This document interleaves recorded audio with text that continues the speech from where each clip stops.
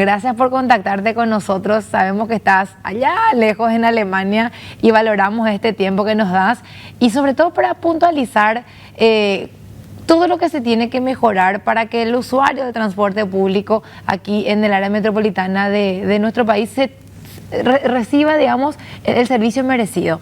Hoy veíamos unas fotos que hicimos un recorrido acá con los colegas de las distintas plataformas ABC. Veíamos un montón de gente, muchísima gente esperando en las paradas. Es decir, las reguladas al parecer no cesaron en ningún momento. ¿Cuál es la denuncia o cuál es la percepción que tienen ustedes desde OPAMA sobre ese tema, primero en particular, el tema reguladas? No, totalmente. De hecho, lo que tenemos es una especie de regulada ya estructural del sistema, ¿verdad? Hay mucho menos colectivo de lo que había hace unos años nomás. El tráfico de la ciudad está colapsado y eso impide que también los colectivos circulen de manera veloz, ¿verdad? Rápida. Y eso también hace que aumenten la distancia entre los colectivos y que cada vez la gente tenga que esperar más, lo cual les lleva fuera del sistema de transporte público. La gente ahorra lo que puede para poder comprarse una moto, un auto, y eso aumenta aún más el tráfico y así va en picada realmente nuestro sistema de transporte, toda la movilidad de nuestra ciudad, no solo el transporte público, ¿verdad? El principal reclamo de los pasajeros, como constatan encuestas, por ejemplo del INE, pero también lo que nos vienen a decir nosotros es siempre la frecuencia. La gente no quiere más esperar tanto colectivo como espera y como no esperaba hace apenas unos años, ¿verdad? Porque va empeorando la situación dramáticamente realmente en estos últimos años. Bueno, también estábamos publicando justamente hoy las cifras de subsidio, Mauricio, al transporte público. 178.000 millones de guaraníes es lo que, según los datos oficiales del Viceministerio de Transporte, se estuvo ya pagando en lo que va del año a este sector. ¿Hay algún control? ¿Ustedes perciben que esta suma se da en cumplimiento con las exigencias o es simplemente una plata de la gente que todos los meses se está tirando sin ninguna, digamos, exigencia real a los transportistas?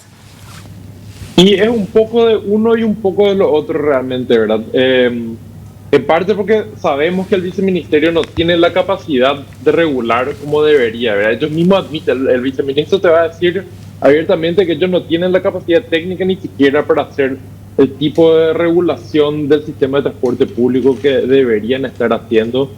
Y, por ejemplo, no está ni siquiera listo el Centro de Control y Monitoreo, o sea que el Estado no tiene la capacidad técnica hoy ni siquiera de recibir los datos de ubicación de todos los colectivos del sistema, a pesar de que con esa inversión en el sistema de billetaje electrónico se pagó porque todos los colectivos tengan un GPS, pero el Estado no puede ni siquiera recibir eso. O sea, no tiene el Estado la capacidad ni siquiera de controlar que se esté cumpliendo la frecuencia como debería cumplirse. Ahora sí hay otros controles que se realizan con respecto al desembolso de subsidio, pero incluso con esos hay ciertas deficiencias, como reportan, por ejemplo, los trabajadores de los que son choferes de los colectivos, que hay muchos de ellos que trabajan en negro, trabajan por redondo, trabajan o no se les paga IPS, todas cosas que están prohibidas por ley y además es una condición para recibir el subsidio que no se den estas prácticas, ¿verdad?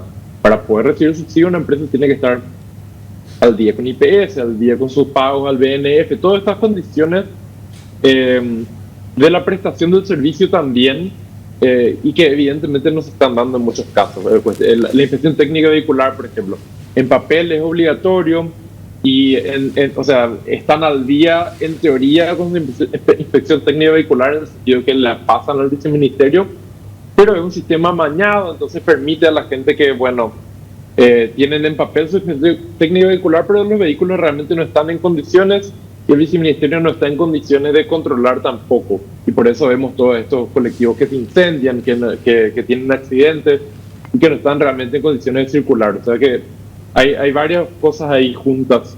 Pero al mismo tiempo también vemos un beneficio del subsidio en el sentido que el pasajero no está pagando lo que cuesta el pasaje realmente, ¿verdad? Que sería un 5.500 más o menos ahora por el bus diferencial, por ejemplo.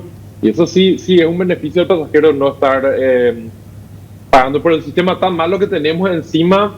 El doble de lo que está pagando hoy sería si no tuviéramos el subsidio. O sea que tiene también un cierto beneficio, pero evidentemente que debe venir con un control serio realmente del sistema de transporte público y una contraprestación, un buen servicio que corresponda a ese subsidio que se está pagando, ¿verdad? Bueno, y por último, Mauricio, ustedes son realmente una de las pocas organizaciones que hoy se está pronunciando desde el sector civil organizado, digo, sobre este tema. ¿Van a nuevamente salir a las calles? ¿Prevén nuevamente manifestarse? Sí, de hecho tuvimos una asamblea, o sea, yo no pude participar en presencial lastimosamente porque estoy aquí, pero la organización OPAMA sí activa. El sábado tuvieron una asamblea en San Lorenzo y van cambiando un poco de ubicación también para atraer a gente que utilice el transporte público en toda la área metropolitana, ¿verdad? Porque es amplia el área que cubre nuestro servicio de transporte.